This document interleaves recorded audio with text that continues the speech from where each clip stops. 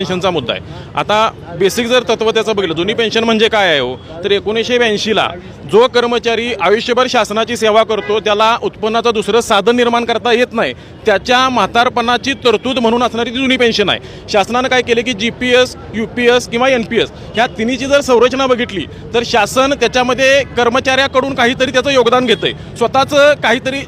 शेवटी शासनाचं जे योगदान आहे, शासनाचं योगदान म्हणजे कुणाचा पैसा आहे, तो शेवटी जनतेचा पैसा, म्हणजे कर्मचाऱ्याचा पैसा आणि जनतेचा पैसा। आणि हा पुढे पेन्शनच्या स्वरूपातून लावला कुठे जातोय तर खाजगी कंपन्यांमध्ये, त्या एजन्सीज कुठल्या तर खाजगी, म्हणजे सगळी संरचना ही खाजगी उद्योगपतींसाठी राबवायची आहे। ह्याच्यामध्ये कर्मचाऱ्याचा कुठलाही फायदा नाही। जीपीएफच्या माध्यमातून हा पैसा पूर्वी मूलभूत म्हणजे फंडामेंटल इन्फ्रास्ट्रक्चर निर्माण करण्यासाठी शासनाला मिळत होता, लॉंग टर्मसाठी इन्व्हेस्टमेंट ती मिळत होती, तेही मिळत नाही। म्हणजे मूलभूत तत्वाला विरोध, मूलभूत संरचनेला विरोध। जसं आपण पूर्वी 1919चा कायदा झाल्यानंतर लोकमान्य टिळकांनी म्हटलं की हे स्वराज्यही नव्हे आणि त्याचा पायाही नव्हे, त्याची ही पेन्शनही नव्हे आणि पेन्शनचा पाया देखील दूरदूरपर्यंत कुठेही नाही। तेव्हा शासनानं हा विचार करणं गरजेचं आहे की जर कर्मचाऱ्याला पेन्शन द्यायची असेल तर ती कर्मचाऱ्याचं कुठल्याही प्रकारचं योगदान न घेता त्याच्या सेवेविषयी शासनाची एक लोकशाही व्यवस्थेमध्ये जबाबदार व्यवस्था म्हणून असणारी कृतज्ञता म्हणून 1982ची जी जुनी पेन्शन योजना होती ती आम्हाला द्यावी। आजच्या धरणे आंदोलनाचा सगळ्यात महत्त्वाचा आणि मूलभूत असा प्रश्न हा जुनी पेन्शन आहे। आज सगळ्यात जास्त कर्मचारी हे एनपीएस धारक आहेत।